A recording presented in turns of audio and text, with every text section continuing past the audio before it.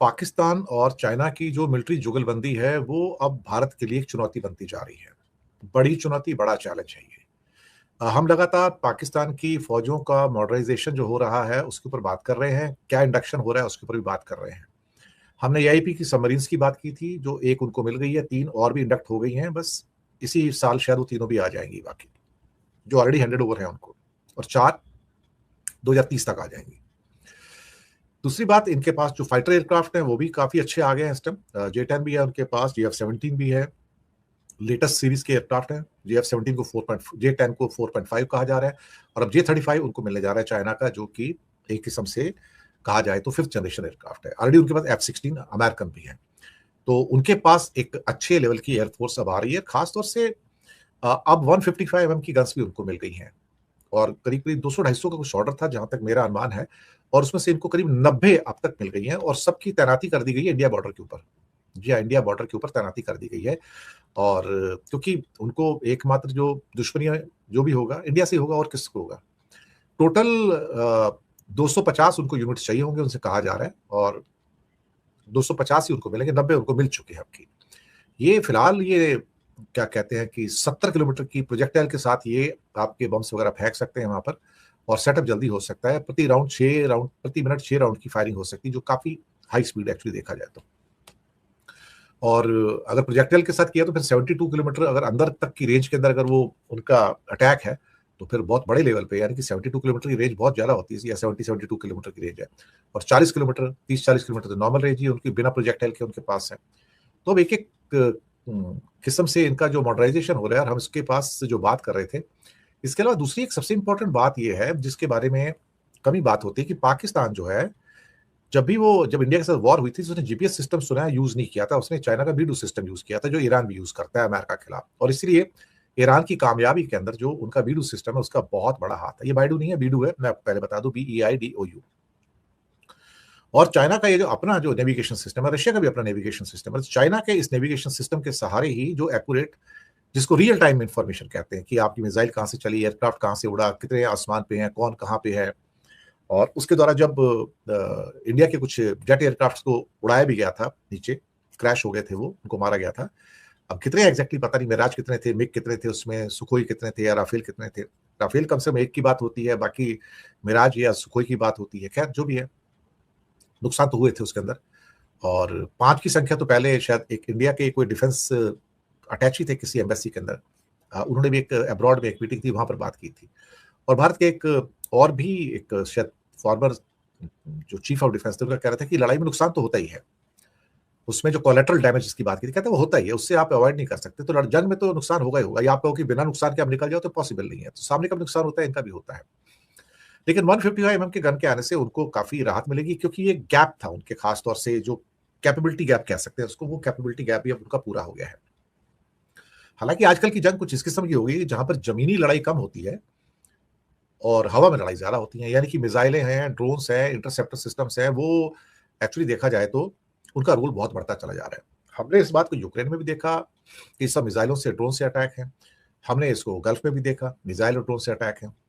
तो ground forces तभी आगे जाएंगी जब उनको कोई एरिया ऑक्यूपाई करना है।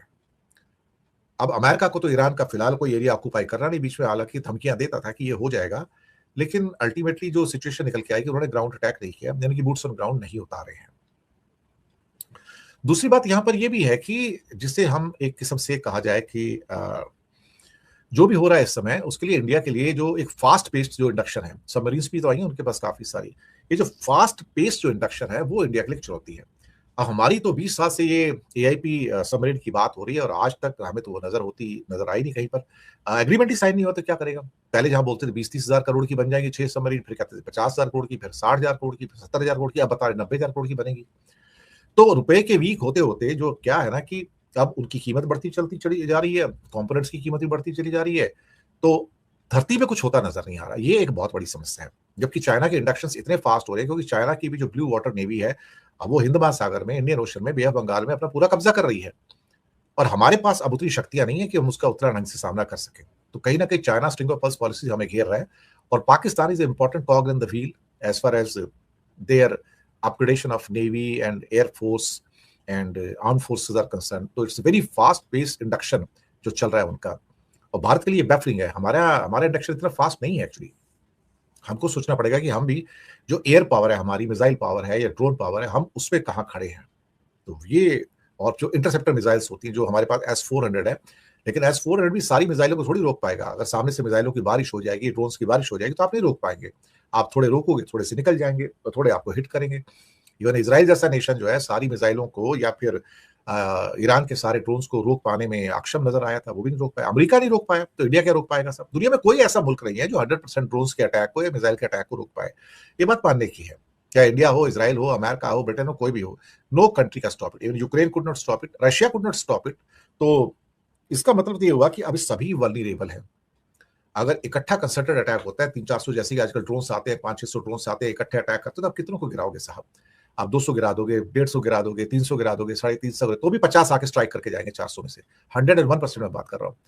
ये मैं इस पे बात कर रहा हूँ कि जो हमने एक्सपीरियंस जो हमको मिला है, खासतौर से गल्फ के अंदर या यूक्रेन के अंदर, तो ये वॉरफेयर चेंज हो गया सारा का सारा। उस ढंग से अब पाकिस्तान के पास बायराकातर जो मेरे ख्याल से टर्की के ड्रोन्स हैं, जो वन ऑफ द बेस्ट है, और चाइनीज ड्रोन्स भी उनको मिल रहे हैं। अपनी भी उनकी अब यूनिट्स आनी शुरू हो गई हैं। तो अब एसिमेट्रिक वॉरफेयर हो गई है। अब ऐसा नहीं कि बड़ा नेशन कोई फायदा उठा जाए, छोटे नेशन भी फायदा उठा सकते हैं। ये हो रहा है। ईरान ने इसराइल को मारा, अमेरिका को मारा। आप देखिए, छोटे नेशन ने फायदा उठाया और मार दिया। 250 तोपे 250 पाकिस्तान ने बॉर्डर पर डिप्लॉय करी है, जिसमें जो तोप है ना वो 30-40 किलोमीटर तक जा सकती है, और जो रॉकेट्स हैं वो 72 किलोमीटर तक जा सकती है। हम चाइना को अभी बड़ी दिल खोल के चाइना का स्वागत कर रहे हैं ना। देख लो चाइना और पाकिस्तान के जो टाइज है वो कितने डीप हैं। चाइना की पीपल लिबरेशन आर्मी बनी, 99th एनिवर्सरी पाकिस्तान में सेलिब्रेट हो रहा है, पाकिस्तान में। तो खबर ये है कि पाकिस्तान ने SH-15 ये तोपे जो हैं, और ये लगभग 250 हैं, 250, 250 बहुत होते हैं, बहुत 250 तोपे अलग अलग बॉर्डर पे 3500 किलोमीटर का अगर सारे स्टेट मिला दे आप, लगभग इतने का बॉर्डर है भारत और पाकिस्तान का। तो अलग अलग जगह पे जो सेंसिटिव एरियाज है वहाँ पे पाकिस्तान ने इसको तैनात कर दिया है, राइट। और यहाँ जिस ट्रक पे ये माउंट किया है इस हाउइट्जर गन को, हाउइट्जर को लेके भारत के पास भी थी हाउइट्जर, मतलब एक तरीके के ना ये टाइप है हाउइट्जर जो होती हैं, बहुत ज़बरदस्त होती है, बहुत तगड़ी होती है ये, और बैटल में काफ़ी इफेक्टिव भी होती हैं। चाइना की नोरेनको कंपनी ने इसको बनाया है, सब कुछ चाइना ने बनाया है। निश्चित आप मान के चलिए कि भारत पर या तो छोटे लेवल पर या फिर बड़े लेवल पर पाकिस्तान कोई ना कोई अटैक करेगा, निश्चित है। अब ये कब करेगा वी डोंट नो, ये इंटेलिजेंस एजेंसीज हमारी जो हैं वो कैलकुलेट कर रही होंगी। तो SH-15 की बात करें तो 155 मिलीमीटर और 52 calibre self propelled artillery gun है, ठीक है ना। एक बार आप इसको खुद चलाने की जरूरत नहीं है, ठीक है। साथ ही साथ इसको नोरिनको ने डेवलप किया है, और बहुत बड़े ट्रक पे 6x6 ट्रक पे ये माउंटेड रहती हैं। अब सबसे बड़ी बात ये है कि इसका जो बैरल है, रॉकेट तो ये 72 किलोमीटर तक जा सकता है, मतलब अगर मैक्सिमम रेंज की बात करें तो 72 किलोमीटर लखनऊ से कानपुर काफ़ी दूर तक ये जो तोप है ना ये फायर कर सकती हैं। तो जाहिर सी बात है भारत के लिए ये चिंता तो है ही है पाकिस्तान बॉर्डर पर, क्योंकि ये जो रीइंफोर्समेंट है ये बहुत सिग्निफिकेंट है। क्योंकि अभी हाल ही में ऑपरेशन सिंदूर से पहले भी पिछले अगर आप 20-20 साल की बात करो ना तो ये सबसे हाईएस्ट है, सबसे तगड़ा है ये जो इन्होंने जगह जगह तोप खाने लगा दिए हैं। और ये एस्केलेशन है, बिल्कुल एस्केलेशन। अब ऐसा क्यों हो रहा है अभी मैं थोड़ी देर में आपको बताऊंगा, ठीक है। रोड स्पीड भी 90 किलोमीटर प्रति घंटा तक है इसकी, जो रोड स्पीड है। 6 राउंड्स पर मिनट ये फायर करती है। डिजिटल फायर कंट्रोल सिस्टम है। शूट एंड स्कूट टैक्टिक्स, मतलब बहुत तेजी से राउंड से फायर करेगी, और इससे पहले एनिमी जो है वो फायर करे ये रीलोड करके दोबारा से फायर कर देगी। ऐसा कुछ चाइना ने सिस्टम बनाया है। जो इनके स्टैंडर्ड शेल्स हैं वो 30 से 40 किलोमीटर तक जाते हैं। जो VLAP शेल्स है रॉकेट असिस्टेड, ठीक है, रॉकेट से जो वो 72 किलोमीटर तक जाते हैं, ठीक है। अब बात ये है कि भाई देखिए, सबसे पहली बात पाकिस्तान ऐसा कर क्यों रहा है। और जहां तक पाकिस्तान चाइना का सवाल है, चाइना पाकिस्तान की नेवी को मॉडर्नाइज कर रहा है, उनकी आर्मी को आप देख ही रहे कि सब दे रहे हैं। भैया 5th जनरेशन एयरक्राफ्ट शायद पाकिस्तान को मिल जाए चाइना के। You can not trust China. जहां पे चाइना की बात आती है, होंगे बहुत बड़े भाई, उन्होंने महारथी मैन्युफैक्चरिंग में महारथी, लेकिन भाई आईफोन अलग है, वीवो ओप्पो और ये जो जितने भी जिनके पार्ट चाइना से आ रहे हैं वो अलग है, याद रखिएगा। हालांकि अब आप बोलेंगे सर आईफोन भी तो अपने जो पार्ट्स है वो ताइवान या फिर चाइना में बनाता है, ये भी बात सच है। साले PLA बनी चाइना में, ठीक है, और तुम अपने यहाँ खुशी मना रहे हो। तो चाइना हर एक चीज़ में पाकिस्तान की मदद कर रहा है, और इसीलिए भारत को बहुत ज़्यादा कॉशियस होने की ज़रूरत है। चाइना का दोस्त नहीं है, याद रखिएगा। China is not your friend. And China will hit you very hard. ये जितने भी छोटे मोटे देश हैं ये क्यों उछल रहे हैं? चाइना की वजह से। इनके पास पैसा बहुत, नो डाउट बहुत पैसा है, बहुत पैसा है इनके पास, और हर जगह पैसा फेंक रहे हैं, ये बांट रहे पैसा। तो अब क्या वॉर इज कमिंग? देखिए एक युद्ध होगा, छोटा बड़ा आई डोंट नो, वो इमिनेंट, क्योंकि इमिनेंट को बोला नहीं जाता मुझसे, एमिनेंट है, लेकिन आप ये नहीं कह सकते कि अभी होने वाला है, क्योंकि हो सकता है कि डेटरेंस हो इंडिया के खिलाफ। अगर इनकी आर्मी ऐसा ही हटा दो तो बहुत बढ़िया है। हालांकि एक तबका ये भी कहता है कि भाई देखो, हम कहते हैं पाकिस्तान हमारी तरह, बट उनकी सोसाइटी में ऐसा नहीं माना जाता है ना। बट भाई देखो, लोग हैं, जिस तरीके से यूरोप के बॉर्डर्स हैं, भारत ऐसे बॉर्डर बना सकता था।